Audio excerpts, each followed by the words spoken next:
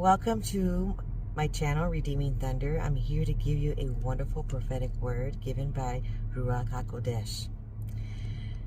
And this revelation was given to me on 1/30/2025. Now, the time frame of this word is appointed times for the Esthers. So this word is for the future Esthers. This word is for the Princess Diamonds. And this word is specifically for those on the lookout for any revelations that Yahuwah provides for their ordained spouse. He's given me this series in the past, beginning the past 6 months, and it's been very exhilarating visions and dreams and prophetic word. Very detailed, and this one you're going to want to listen to because the way this revelation played out was correlating to chapter 1, planting a seed. Okay? So I really need you to listen to this because each step was a revelation of the exact dream that I had. So the way I received this revelation is through this woman sharing this entire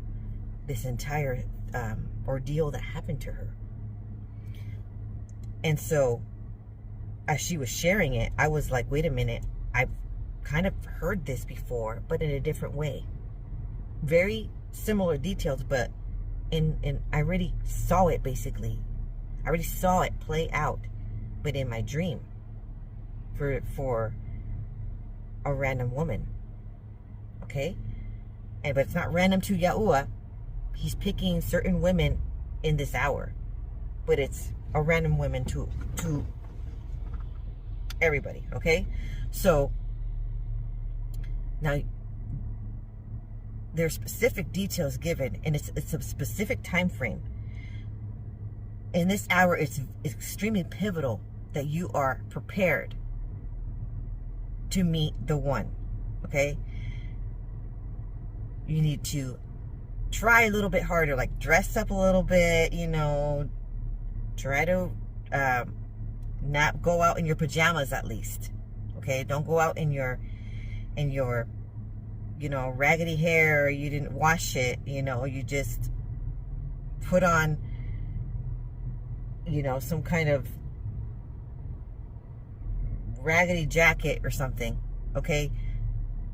Try to match, try to, all this time, Yahuwah has been stating you are going to actually live the prophetic word. Okay? And this example is proof that it is now in the motion of living it for those.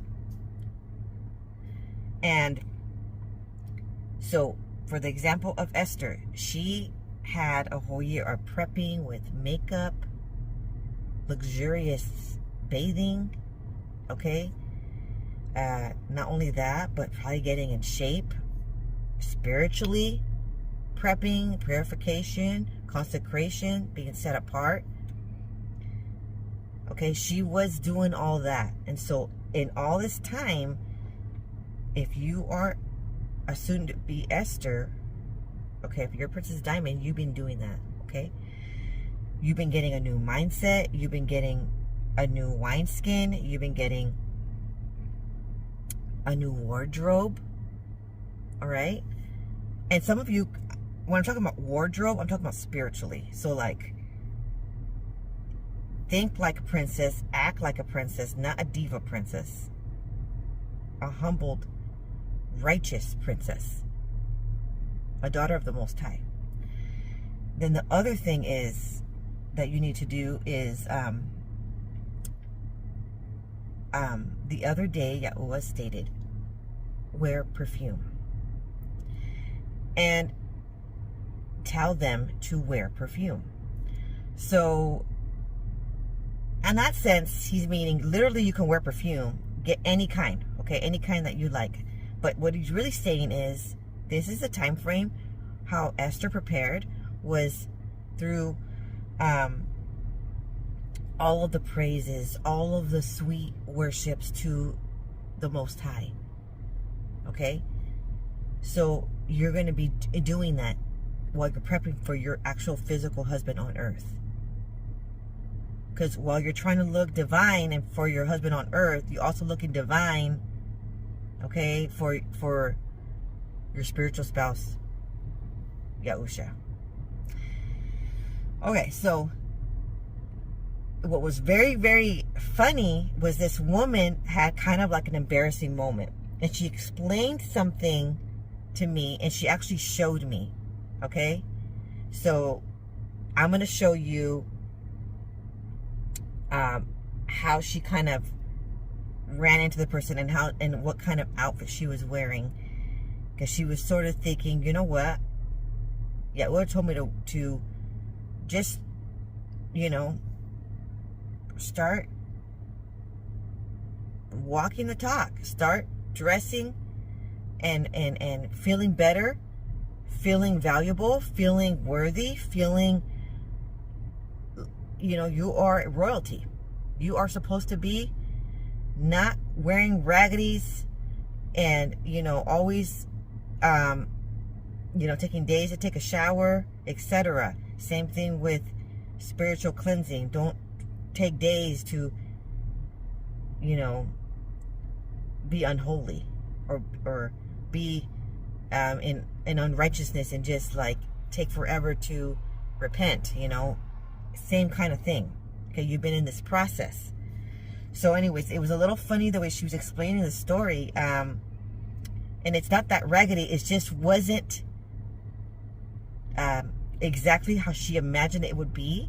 And that's why I'm trying to tell you ahead of time, be prepared. Be prepared, because it kind of took this woman by surprise. She did not expect it to be in that moment on that day. It seemed like a regular day. It seemed like a complete regular day. And let me explain her day that she said. She said that it was a day where she had an appointment to take. She had to take all of her kids in order to take that one child to the dental appointment. Okay? And so it's a lot of work, okay? Because they're all very young. So if you can imagine, you know, taking everybody, it's a humongous ordeal just to get off the car and go to 7-Eleven and get a few things. It's like Candyland in there. It's really hard to get them out. Okay, it's kind of like that. So anyway, she said that she was just like anticipating a little bit of difficulty, but she was being positive and she was going to keep that mindset. Now that's the thing. The enemy's going to try to steal your blessings. So you got to be careful. Okay, none of this lashing out and or acting diva, acting snooty, you know. You're still humble. You're still Princess of the Most High. You're still Princess Diamond, but you're not going to be like rude to people, okay? Even though they're being rude to you, okay? So I'm going to give you the whole lowdown of what she went through for this pivotal moment. So I'm going to show you how she was encountered first. So first, you know, of course, it's really cold. So she had all this, you know, of course she had her own, you know, her own, but she was all bundled up. She had all her kids bundled up. She got whatever was left over in the car, and it was pretty cold. So she just went over and beyond, and she just was all bundled up, you know, in public. And who cares, right? Because she's just with her kids, and she thinks it's a regular day, and who's like, who cares? And then she just ate her food in the car, so she did not touch up her lipstick. She just like, you know what? I ain't gonna see anybody. Nobody cares, right? She thinks, oh wow. So she's all like this. She says, she shows me. She she gathers all her stuff and she shows me. Of course, we're both laughing. We're both giggling because we're like, oh my gosh. Okay, it doesn't seem like the perfect moment. It's kind of awkward, right? She's already awkward. And that's when she runs into the person. Okay? And this is key right now for someone, for your ordained spouses to run into each other. This is key right now. Okay? This is key right now. Okay? This is key right now. And why? Because we're in the month, we were in the month of Tevet, the 10th month, okay? And the 10th month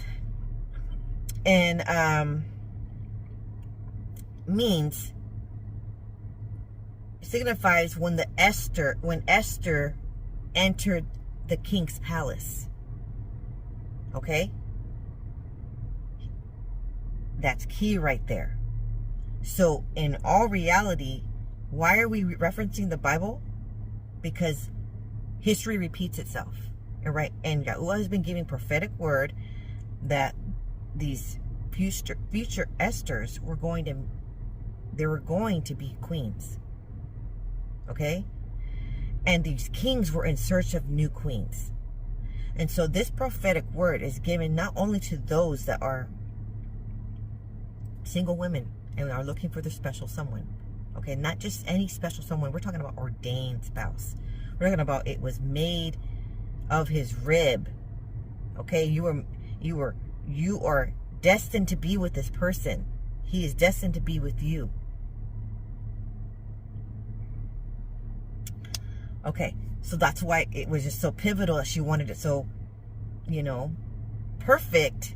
And maybe it was perfect in itself, but she just felt like it wasn't because she didn't look all the way 100% perfect, because, she kind of felt like it was a little bit chaotic with the kids, and she kind of felt like she didn't look pristine.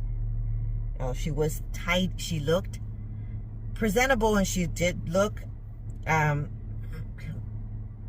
thought she looked really nice, but I guess she just felt like, oh my goodness, it could happen any moment and any day. I think that's what she was trying to get at. Look, the prophetic word is coming to pass. It is really happening. Okay? So, be ready. What I'm saying is be ready. Be on point. Even if you're just going to the grocery store. Even if you're just going go return something at a different store. If you're just trying to go to work. If you're just trying to go to a doctor's appointment. Be ready, because that might be the moment when you run into the person and you're doing chapter 1, the seed is planted. That's what's going on. If you want to reference, I'll put it in the description, chapter 1. And then I have chapter 1 sequel. Okay? And this is still chapter 1 sequel, part 2 of the sequel. Okay, so she continues with the ordeal, what happened to her. She says, I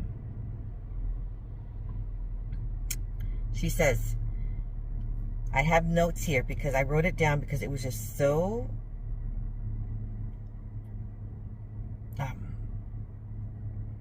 extraordinaire.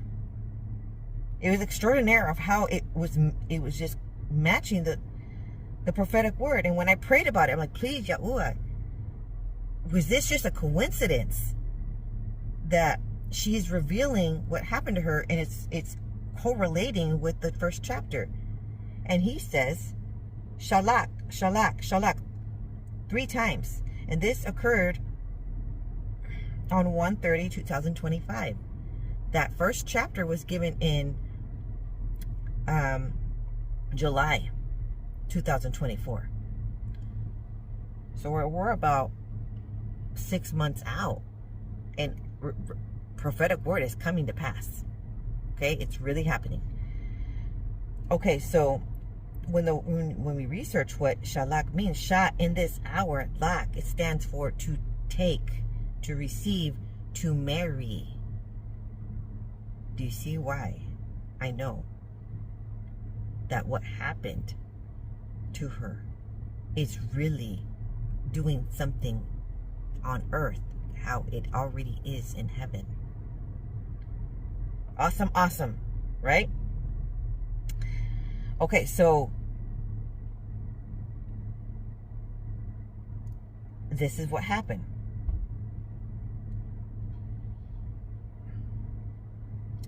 There she is, she says. And she's taking the boys to the appointment. It seems like a regular day. It's kind of chaotic. She can't get the stroller open. You know, it's a new stroller. Then what's going on is she finally popped it open. And it's getting nerve-wracking because the doctor's office keeps calling her. And she's like, I'm in the garage. I'm just trying to get everybody in the stroller. And she's trying to get through the door. And now they're calling her again. She's like, I'm stuck at the door. The stroller doesn't want to fit through the door. And so there's just little stumbling blocks that are occurring that the enemy's trying to tick, tick, tick to try to get her to lose her blessing, okay? The appointment went well, although when she got there, before she got there, her other son went doo-doo. So she's trying to juggle it all, okay? As she's trying to check in the other child. And of course, this example, this revelation is not going to be exactly how it's going to happen to you. You may not have children. You may have kids, but they're already grown. You may have children, and this is going to match exactly, okay? It's just explaining some obstacles that will occur, okay? But he's giving it to me in this context through her story. So then,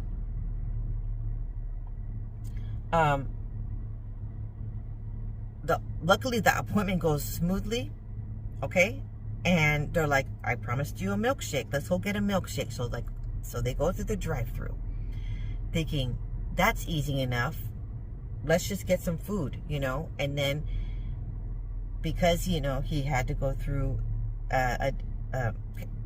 cleaning out some cavities, she thought she'll give her kids an extra treat, risk it, taking her kids all by herself to the park, which she has not really done by herself, okay?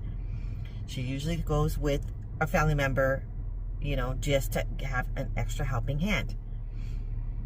But she tried it. After this ordeal that occurred, again, this was a test.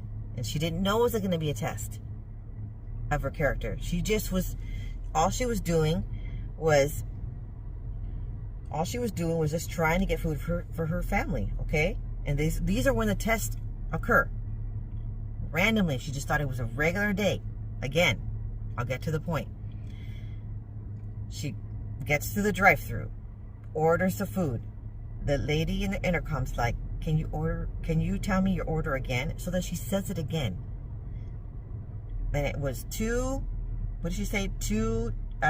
chicken tenders with a root beer and a water, and then she ordered a meal for herself and a milkshake for her son to give him a special treat because he had that appointment. Then the lady's like, okay, you ordered this, you ordered that, and she said it all. She's like, yep, that's correct. Okay, can you repeat your order? And she's like, seriously? In her mind, she didn't say it out loud.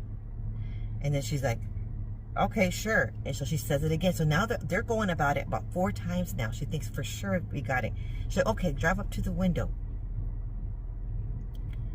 So they get to the window, and the lady's like, can you repeat your order? And then this woman's like, she's telling me, wait a minute, but I already gave her my order. She's like, but I went ahead and I did it anyway. And then the woman stares at her and like, so can you clarify your order again? And it's kind of like, she's like, oh my gosh, is this deja vu? Like, what's going on here? Testing her character, okay? In that moment, you think it's, and then so she says it again, all of the 7, 8 items. And then the lady's like, okay, now let me repeat the order to make sure that the order is correct. Is this really necessary? So she just lets her do it. She's like, okay, go ahead. And then, you know, she says she almost wants to drive off and be like, never mind, let's just go to a different restaurant, drive-through restaurant to make life easier. But she didn't. She held composure. And she's like, okay, that's what I want to order. And she's like, and how many fries? She's like, well, just three. Three that or the 3 meals. But how many though? And so she's like, just 3. And then the lady's like, and then it's almost like that movie. And he's like, and then, you know what I mean? And she's like, nope, I'm good. That's all I want though. And he was just trying to keep composure, but at the very end, he lost it, remember? Well, this woman, she did not lose it. Thank you, she did not lose it. And it was almost said like 8 to 10 times, okay? And the lady finally got it. And then when they got their order, it looks like chicken tenders in a box, right? So she just hands it over to the children so they can eat. And somehow the order was wrong, and that one of them was jalapeno poppers. So because the child kept saying, it's really spicy, I really need something to drink. And so she couldn't figure out why it was so spicy. And it was because somehow, after saying it like 8 to 10 times, the order still was wrong. How many times has that happened? And you just want to lose your cool, and some people may cuss, and some people may be screaming and yelling back at the person driving back to the restaurant and yelling. And not saying you can't get mad, but I'm just saying, you know, Princess of the Most High can't be getting anger rage. Okay, can't be. So she was just really proud of herself that she did not. And she just moved forward. Okay, and everybody just shared the rest of the fries, and it was fine. Now she's getting to the park, she says. And she's all bundled up the way I showed you earlier. And she's felt like, okay, it probably looks silly, but who cares? She'll encourage the children. If she wears that attire, her children will be encouraged to wear all of the scarves. It's not that, it was cold, but it was not that freezing, and it was not raining. And so there she is, bundling up her children, and they're having a good time. And she knows it looks kind of silly, but she's like, who cares? I'm not going to run into anybody. I'm not going to fix my makeup because she usually does, but she says she just thought she was so overwhelmed with just getting everybody out of the car and going to the park and just trying to just do this thing, that she just was like, you know what? I'm just going to leave it be. So it was half on and half off. Okay? She remembers that. So then she goes to the park, and they're having a great time. Everything's fine and dandy. And suddenly, she says she recognizes someone but she wasn't sure. You know, she wasn't sure if that was the person because she hadn't really seen him with a hat. So, the kiddos want to move on to the swings. One of her kids kind of gets in way and almost gets hit, so it gets to become a little bit of an awkward moment with that other group. And she's like, oh, I'm so sorry, you know, he ran into the way. But her other son gets defensive. He's like, you're trying to hit my brother. And it kind of starts becoming a little bit awkward. Like, no, he's not. He just ran in the way, and it's okay. Everything's fine, you know? So she's still thinking, okay, it doesn't matter. It's just a regular day. She's still thinking that, okay? So that other family goes up the hill, on this hill. Now the other kids, they want to go up the hill, and they want to roll down the hill. And so they're doing that. And she wraps around the corner with the stroller, and then she's like, wait a minute, I recognize this person. Truly, I recognize this person. Okay? And so she says, should I say hello? Or should I not? First of all, she takes off some of the layers, so she doesn't look so, you know, like not ready. Okay? She doesn't look, it wasn't even that freezing, so she didn't need all those layers anyway. So she takes some layers off, right? And then she's like, you know what? Should I or should I not? And right here, this is pivotal. Right here, I want you to listen to this piece. Because you who are waiting for your ordained spouse, you might feel like, I don't think I'm brave enough to just speak up and say hello when that time comes. You need to. Are you going to be a Vashti? Or are you going to be the Esther? Now, if you read the book of Esther, Vashti was the first wife in the story with King Xerxes.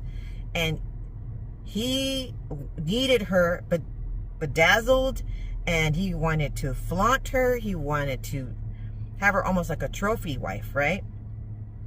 I mean, obviously treating her right, not just treating her like buying her everything and ignoring her, but the queen gets to live in the king's palace. All the other concubines get to live in the woman's house along the side. So the queen, okay, she gets to live there, and you kind of, there's a certain prestige, and there's a certain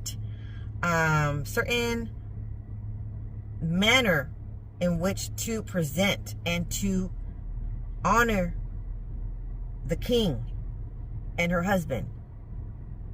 You can't just like not show up to a ball, okay? There's requisitos,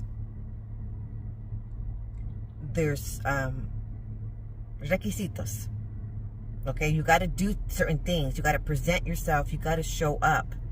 If he's having a feast or whatever, you can't just be like, no, I don't want to go. You got to be there. You got to show up. Okay, well, Queen Vashti, she did not want to. Okay, and that happened a few years before. And I'm going to give you some scripture for that as well. So you want to listen, because this is going hand in hand. And so that's when she was telling the story, I caught that piece. Because one woman is going to be Vashti and one woman is going to be Esther in this hour. Which one are you going to be? Okay? And Esther had a assignment. It was besides just being queen and living a luxurious life. It was obviously having a genuine companion, husband, or an ordained spouse. But besides that, it was that Yahuwah is stating in this hour that these kings want to favor the queen in this hour. And Yahuwah is raising up even the issue that some of these are Vashtis and they don't want to step it up. Something is going on. So they're going to be removed from their position, and then other women are going to step in. And it happens to be that they were the ordained spouse all along. That's what I'm getting with this biblical story. Okay, and some of these stories are Kingsman Redeemer. Okay, and it's the book of Ruth. And her husband passed away. And Naomi's husband passed away. So all of her two sons passed away, her own son, and there was an inheritance. But she couldn't grab the inheritance. And she had Ruth follow these certain steps and be at the right place at the right time with Boaz, who had position, who had prestige. And he stepped it up and was a kinsman redeemer. That is also going to happen in this hour. And Naomi was able to get her inheritance through passing over to Boaz. And then that continued. Okay, so that was a little bit of a side note, but I want to continue on what happened in this day. So you know what she decided, this woman? She told me she decided to say hello. It's as simple as that. It's just saying hi. If you can get through that step, you're on the right path. Okay? And it's just saying hello. She didn't think anything of it. Nothing of it. Until she started explaining more details. And then I started thinking, okay, This is sounding like the prophetic dream I had. Okay, so she's like, oh, hello. Okay. And he says hi back. Now he's all smiley. He recognizes her immediately. And then they start saying, you know, a little small chat. In this particular event, he introduces his wife in the moment. Okay? And it kind of matches the story of King Xerxes, you know, wanting to introduce his wife. At the time, that was the Queen Vashti. All right, so then they're like, oh, so how do you guys know each other? And so then she says, or then he says first, well, we went to the same school, high school together. And so he's smiling, right? And so she's like, yeah, we did. But then this woman says, kind of admits the truth. And she's like, well, you know, it wasn't just high school. We went to elementary together. We went to middle school. And then so now they're like, oh, really? Oh, really? And so he's like, yeah, we had, you know, basically our entire childhood, we've been in the same proximity. So remember when Yahuwah said, now side note, okay? Remember when Yahuwah said, you have met this person before. You have crossed paths, or you have seen this person before, even if it's online. All right. So right there, checks that off the list there, okay? So then she's like, oh, okay. And then he starts saying, yeah, going through memory lane, and starts bringing up how, oh yeah, she played this sport with this with her all through high school. And so they start, and you know, reminiscing about the sport. And then she's like, oh, really? You know? And so the woman starts saying, yeah, I actually was really good friends with his sister that played, you know, the sport. We used to hang out all the time. We were like best friends in high school. And then we also, you know, would go to this house and have Bible study. You know, it was sort of this thing where they continue to cross paths during, you know, decades ago. So it's all coming back. Okay? It's all coming back. And so that is key right there. Then, you know, they start talking about present day, the kiddos, and start talking about the sister that they have in common.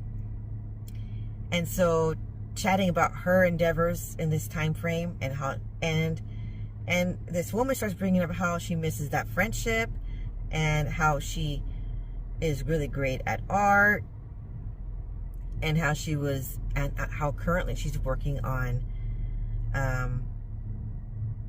real estate, and how she's decorating, and how she's doing her dream. Okay? And so all the conversation's running smoothly. It's not awkward at all. It's going great. And it just feels like, you know, nostalgic in a way, because there's a lot of smiles, there's a lot of chuckles. It's like, almost like this, it seemed, the way she was explaining it, like maybe his sister and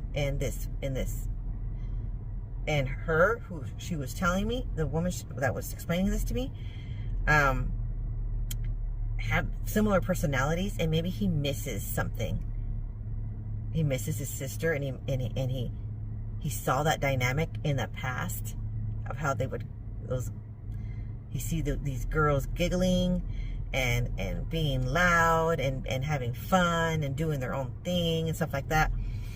Like, he remembers all that from the past, and then he's seeing how she's still the same personality, and it's like almost bringing a lot of joy in that moment. And he's trying to see, like, oh yeah, that's true, And the thing is, it gets deeper, okay? It gets deeper, and the reason why an extra detail why she knows this person. It's not just like a regular person that this woman is saying it was her brother, the brother of her friend from high school, okay? She's not saying it was just that.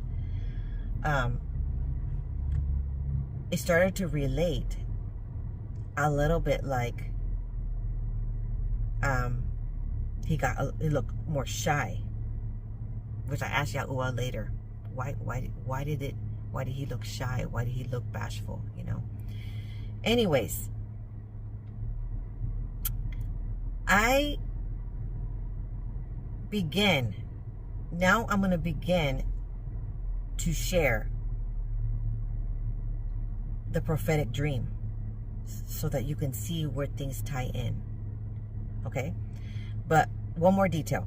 Then he starts talking about how asking about her family, how they're doing, and is truly concerned and truly caring about it. Okay, not just bring it up for conversation. Like, he truly cares. Okay, so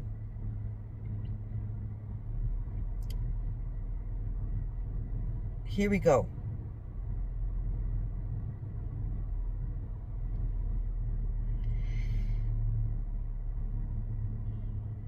Now the first chapter, now I'm going to go to that.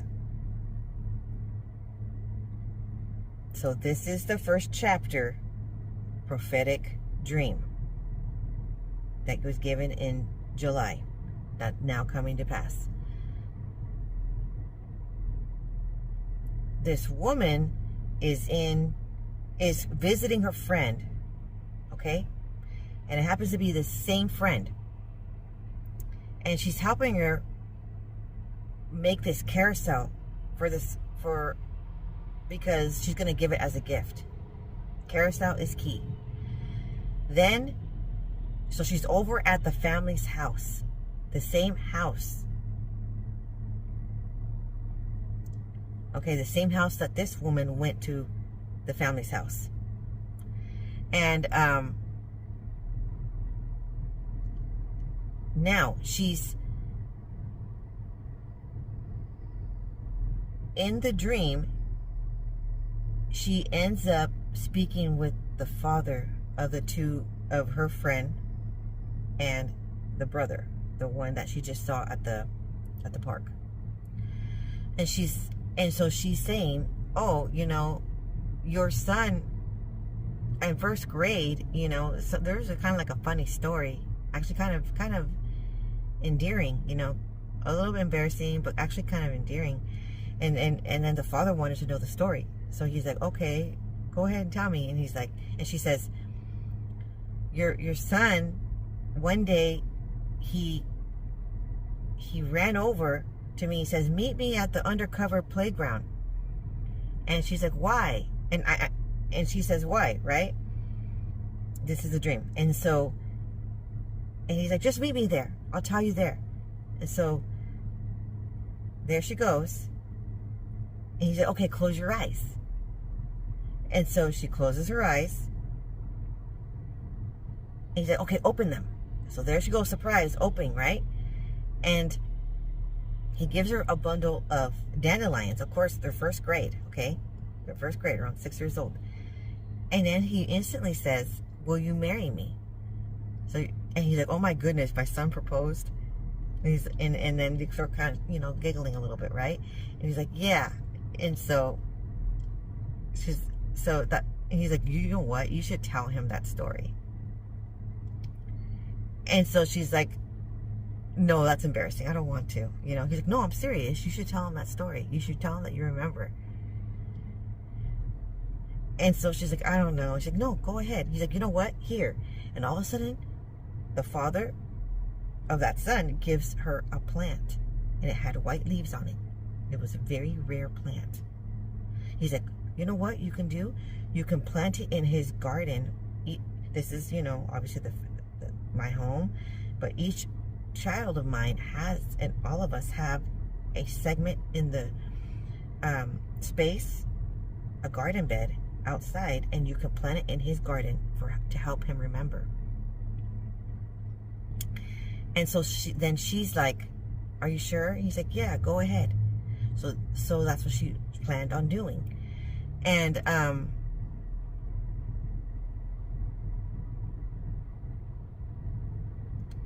in that same dream, there was someone in the picture in his life. So when that person walked into view, like drove and parked her car and drove towards the back of the house where everybody was at, she wanted to dig up the plant. So she's like, no, this is inappropriate. I don't want to, plant this plant here. It's like, she felt it was inappropriate, but the father already said to do it. Okay? So she digs it out. But before that happened, she went through the garage. She accidentally dropped something. And then she went back in to ask for help. She's like, I accidentally dropped something in the garage. Can you help? Can someone help me? And so a friend of his was also there, and then told him, hey, I'm going to help her pick it up. And so the brother of her friend just suddenly goes behind her and kisses her on the back of her head. And she's like, oh my, what was that for, So now everybody's in the garage. And she's still trying to help her friend get the carousel into the vehicle because she was going to go deliver it. And it would look so grandeur. It looks so amazing, this carousel that she made from scratch. And remember, that friend was very artistic. Okay, so then what happened was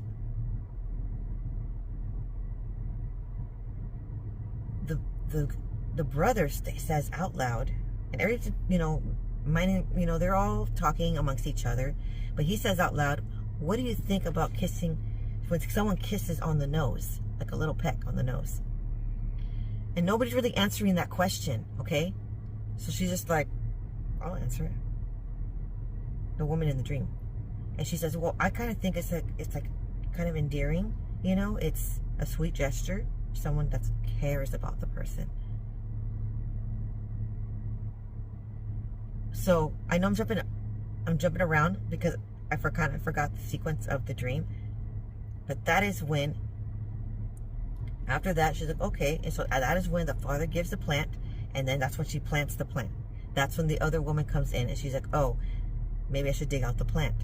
So when she's digging out the plant, and that woman is telling the brother, or the guy, that she's kind of dating, hey, why is she planting that plant in your garden?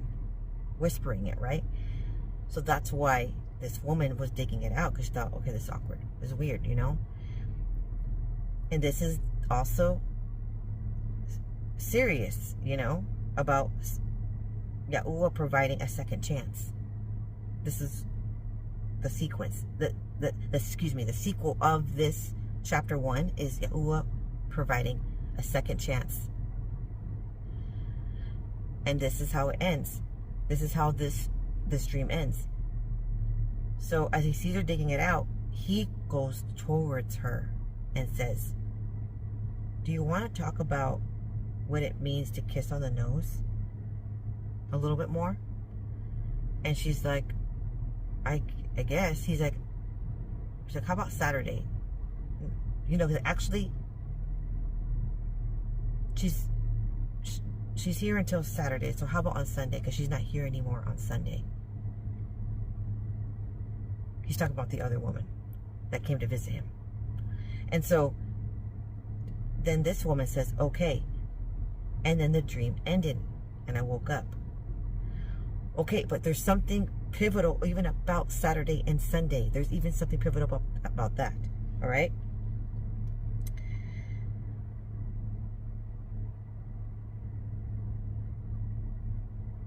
Now,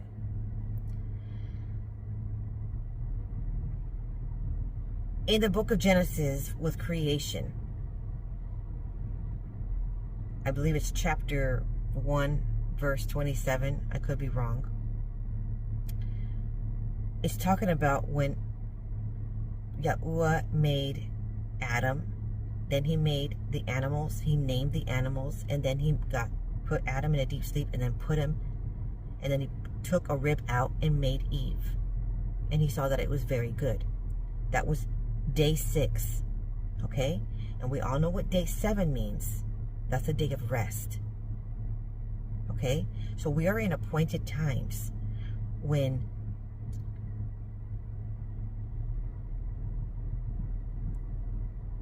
there's going to be certain individuals in the king's life up until day 6, and then no longer in day 7. Something's going to happen, and even for the woman, where Yahuwah is doing a whole revamp.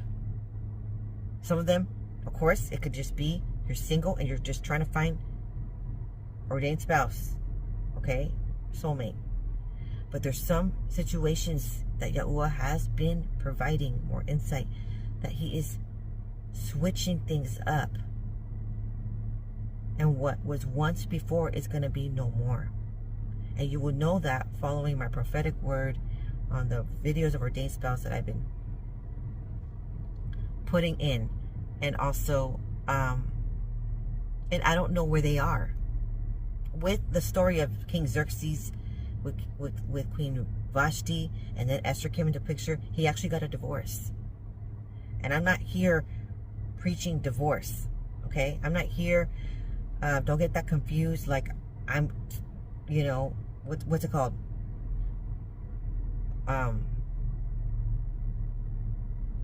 What's it called when they,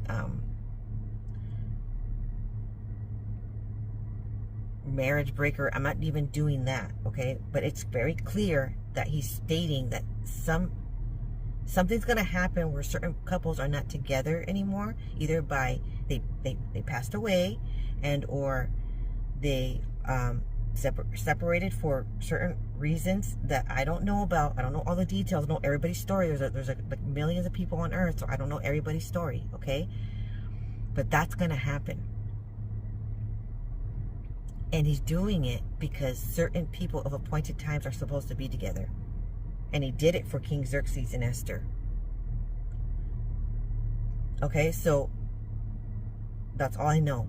When I get more details, I will get back on here and I will reveal more details. But I'm just telling you what Yahuwah has been downloading for some time. So, first, we know that now we're comparing, okay? So we're going to compare.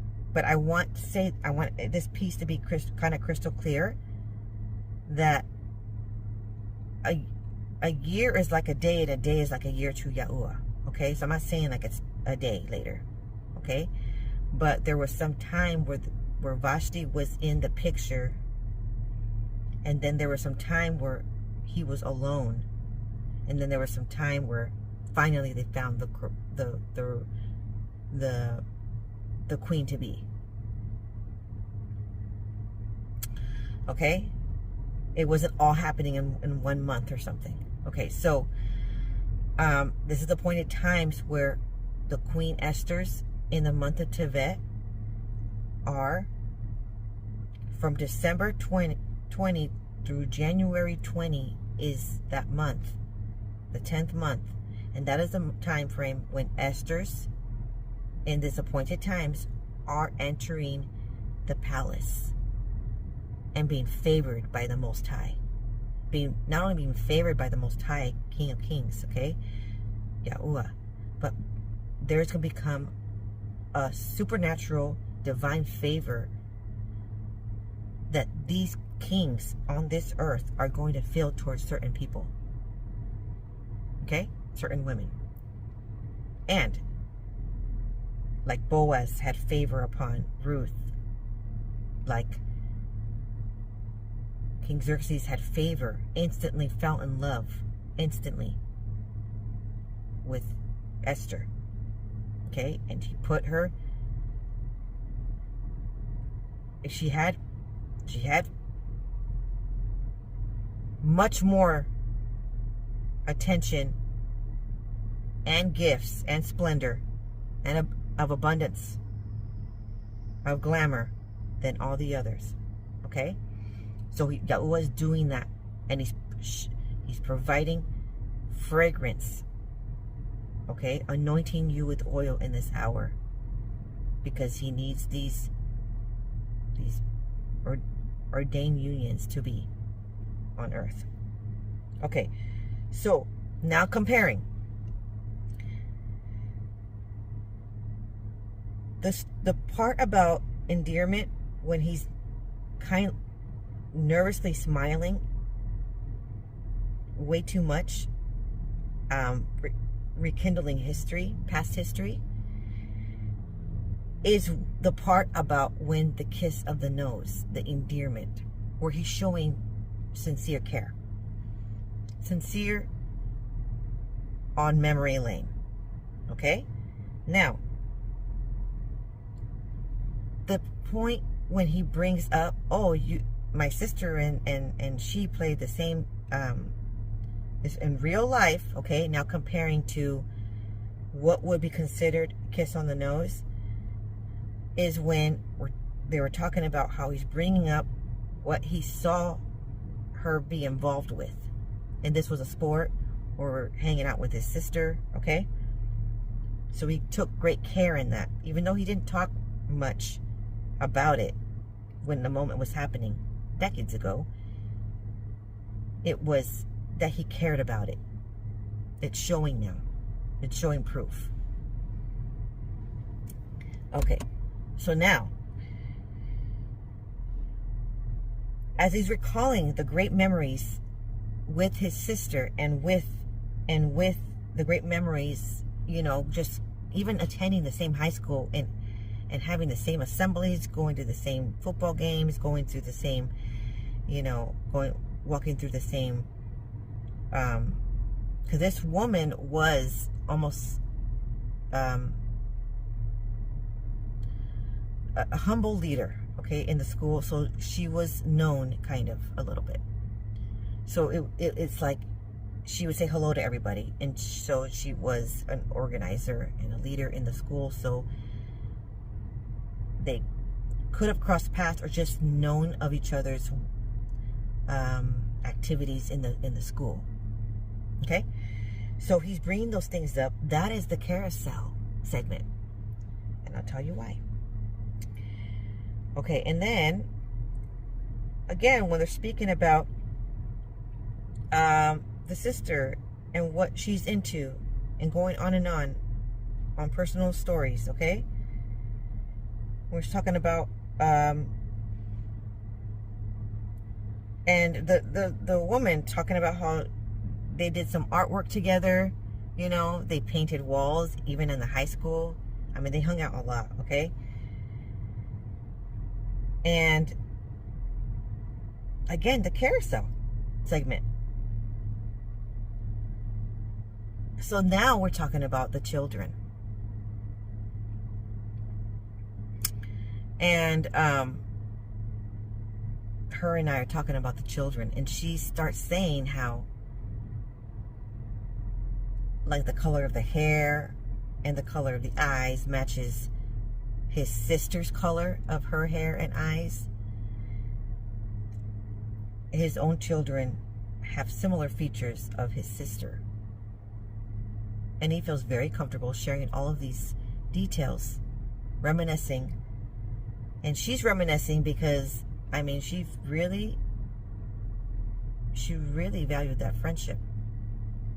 And her friend, so the sister had a particular look. Okay? Again, the carousel. So the part where this woman is explaining to me how she is handling business on you taking, risking it and taking the kids to the park, and it was a little bit harsh. She admitted it. She was being vulnerable. She was stating how, one woman acts kind of like Dennis the Menace, and he's chuckling and they're having a good time, and that she's being her bold, charismatic, positive self in the moment, and it's everything is sailing. It's sailing through like there was no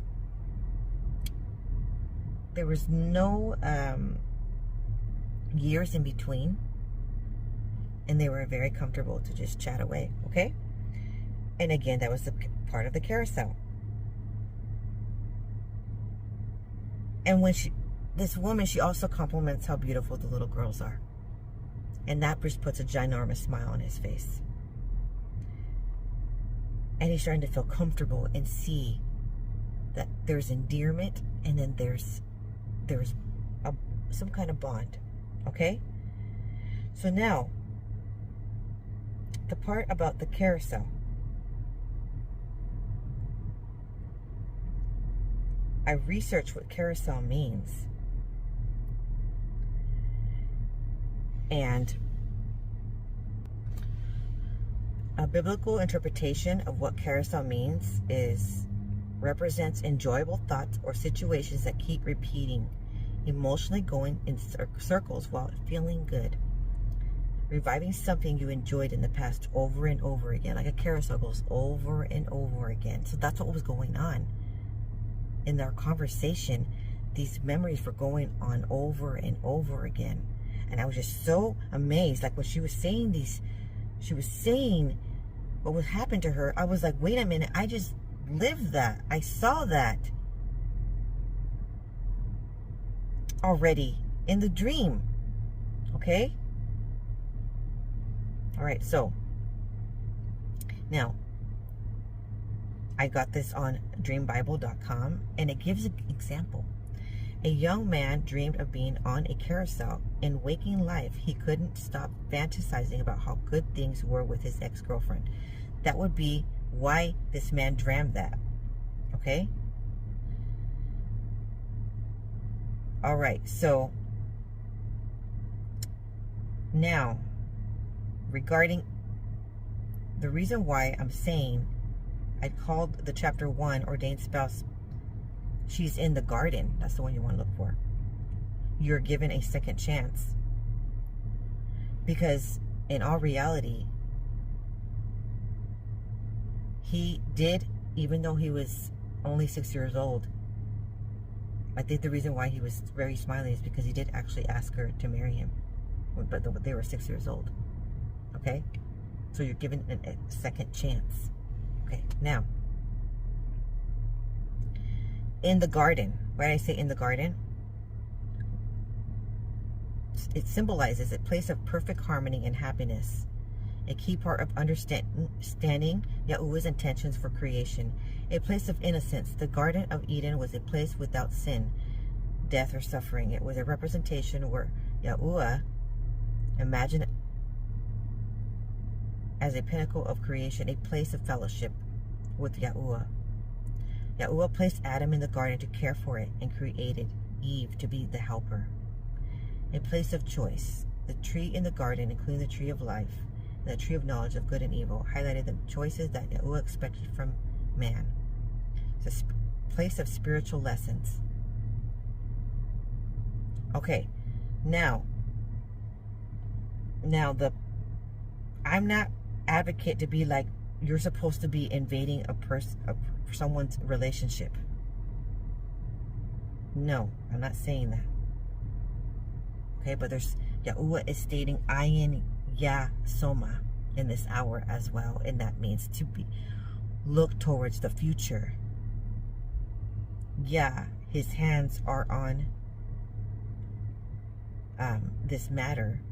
Soma means the breath of Ruach HaKodesh is blowing breath of life. Okay? So, it's of the future. To give you more information on Laka, to give unto him in marriage. Yahuwah designed this union and has approved it. Laka is L in Hebrew, is Laqah.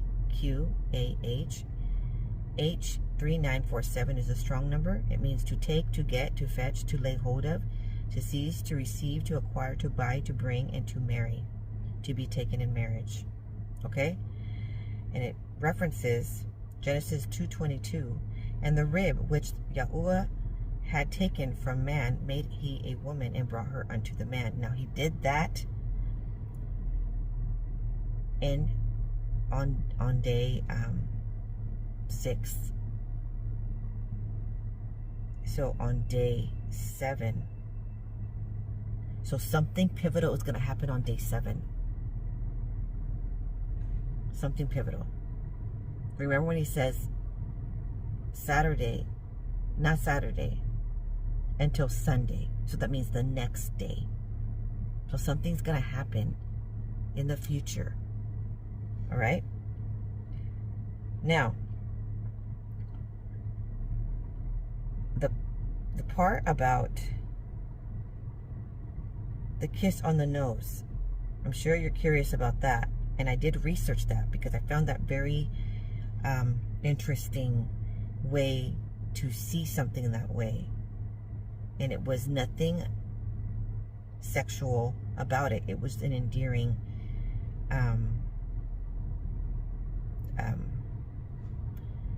metaphor, okay?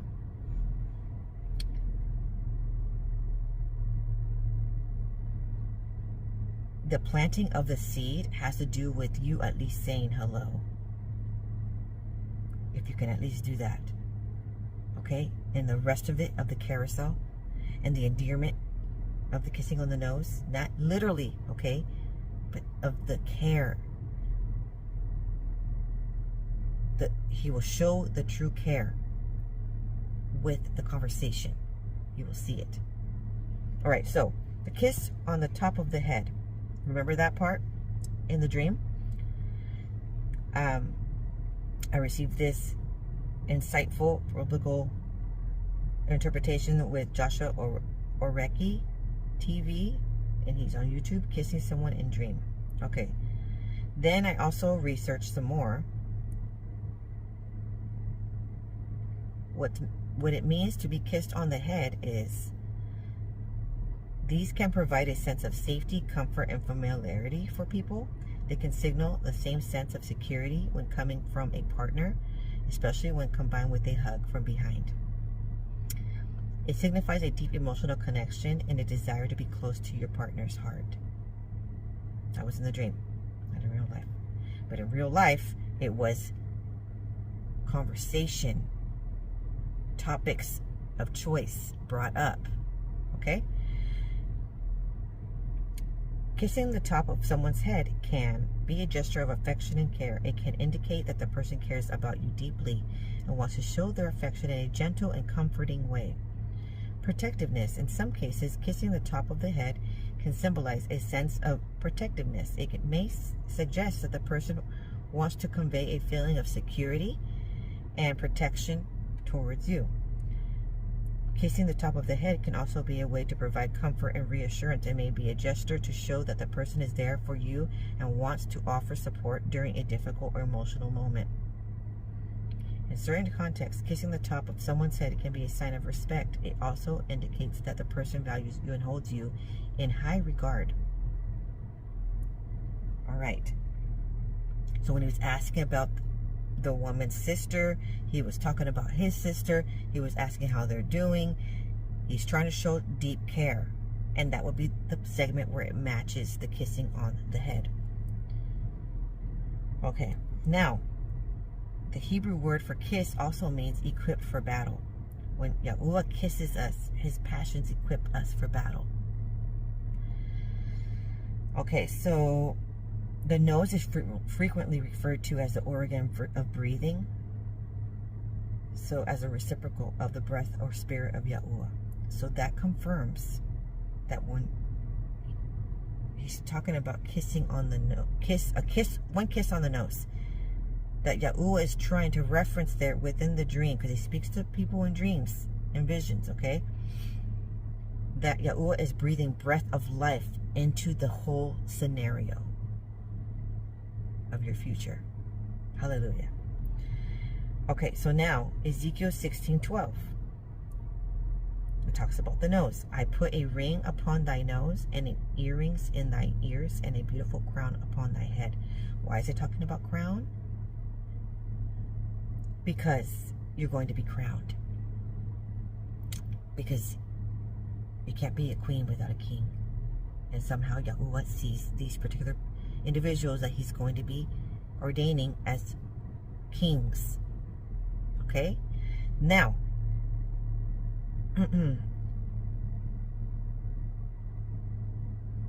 what is a kiss on the tip of the nose? A kiss on the nose is a light-hearted gesture of affection. A nose kiss does not necessarily indicate a desire to get hot and heavy on the spot. It means simply, I think you're cute. Also, have you heard of Eskimo kiss? It's a friendly greeting. Also,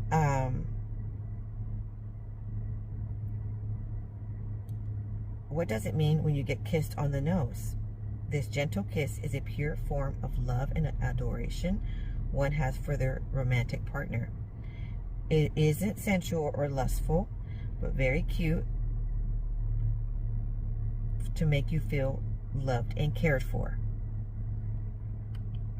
Okay.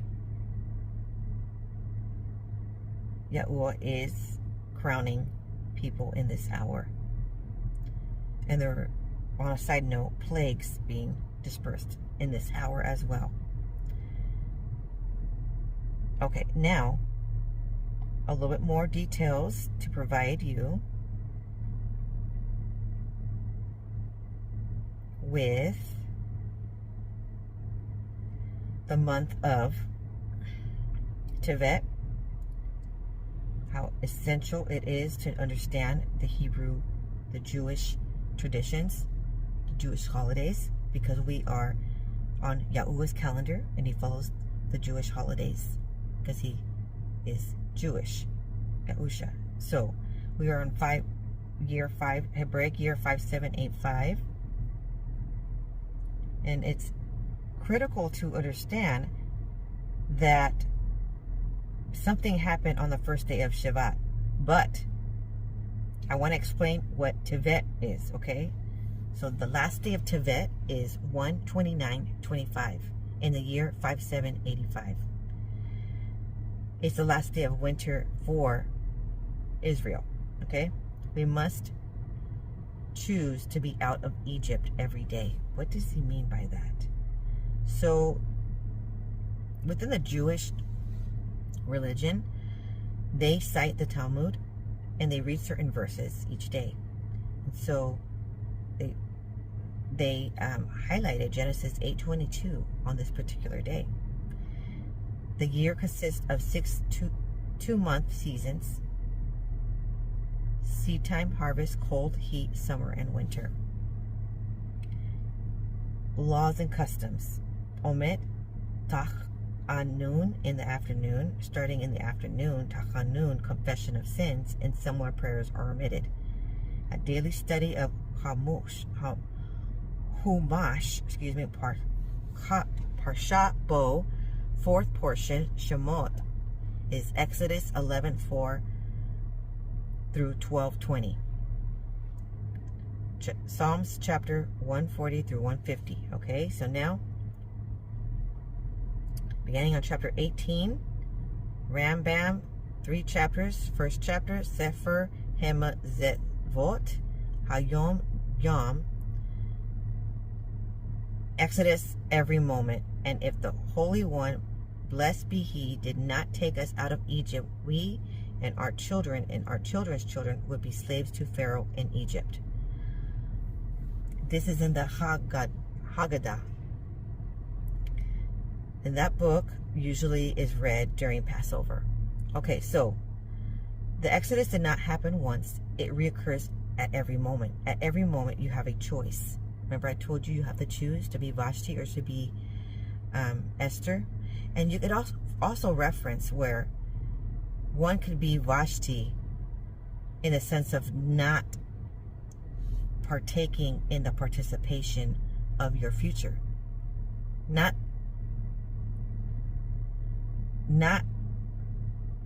showing up. Not purification, consecration, not dressing the part, not refusing to think you're worthy, you're valuable, just refusing it altogether, and also not showing up, okay?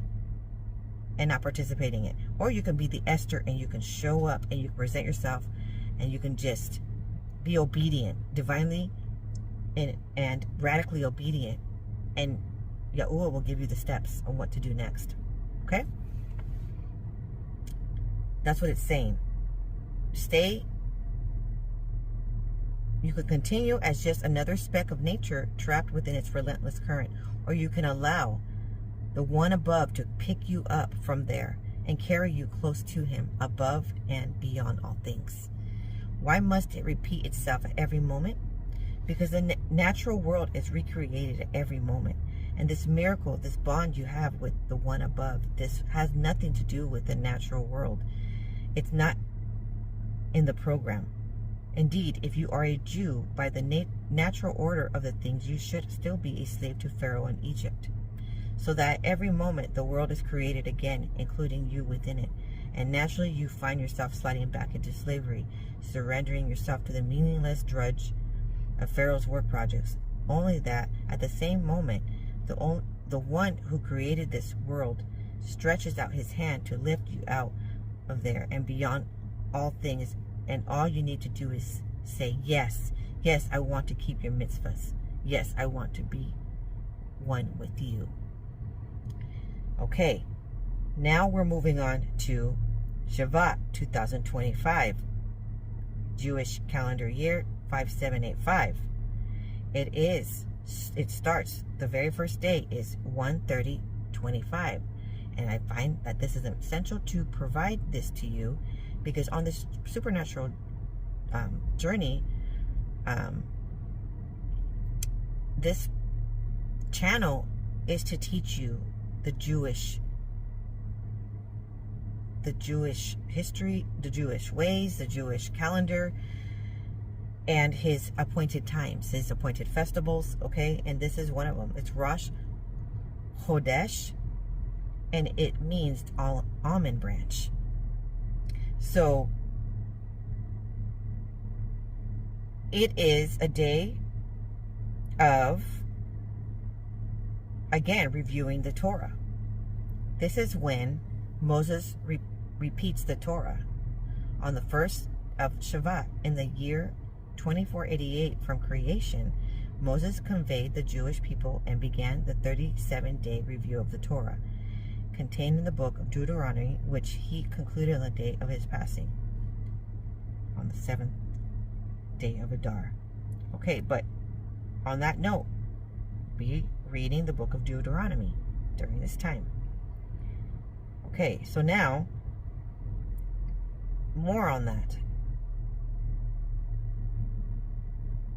Related to wonder, yes, there is wonder in this world, but we do not stand on the outside gaping in. This wonder is our parent. We are its child. It is our Adonai, Yahuwah, and we are its people. So in other words, it needs embracing the moment, not running away from it, and participation of the miracles and wonders. And that is what this woman did. She participated by at least saying hello, and that opened the door. The month of Shevat, which the 30th of when this occurred, marks blessings and fruitfulness. So now, everything that you had planted seed before, whether it be tithing seed, you're sowing seed into other people's ministries, you are sowing goodness, you're sowing fruits of the Spirit in the past. Now, this month, you're going to be eating and tasting. Okay? You're going to be seeing blossoms. Literally, actually, physically on earth, you're going to be seeing blossoms. But besides that, the trees actually are in season to begin blossoming. But besides that, and it starts usually towards, the way the Jewish months go is like mid-month to mid-month, okay? But it's this particular day is the first day, is 1/30/25. Now on the 15th of Shevat, the Jewish calendar day that marks the beginning of a new year for trees, it's known as Tu B'Shevat. This means the season in which the almond trees, the earliest blooming trees in the land of Israel, emerge from their winter sleep and begin a new fruit-bearing cycle. The Jewish people calculate the yearly tithe from this day. So that would be a good day to start tithing. That also, we put a great importance on what goes on in Israel, because Yahuwah, that's the promised land. But besides that, he takes great care watching over that land. And so we also pay attention to when the barley is Abib, and it's always looking at it, not if it's Abib in any other state, in any other country. They're checking out if it's Abib in Israel. I mean, it's right for picking. Okay, so thank you so much for joining me. I know this was a very long video, but I just really had to share that the prophetic word is coming to pass in real life. In real life. So I want you to be mentally, emotionally, physically prepared, because you're going to be crossing paths, if not already, to your ordained spouse, to the one who Yahuwah created specifically, especially for him, and him for you. Hallelujah. Stay tuned for the next video, because on the next one I'm going to be sharing a bit more details, and Yahuwah gave me some more insight, and I will share that because he says he's going to be giving more revelations on what to do next. Okay, so in a sense, when the smiles ear to ear,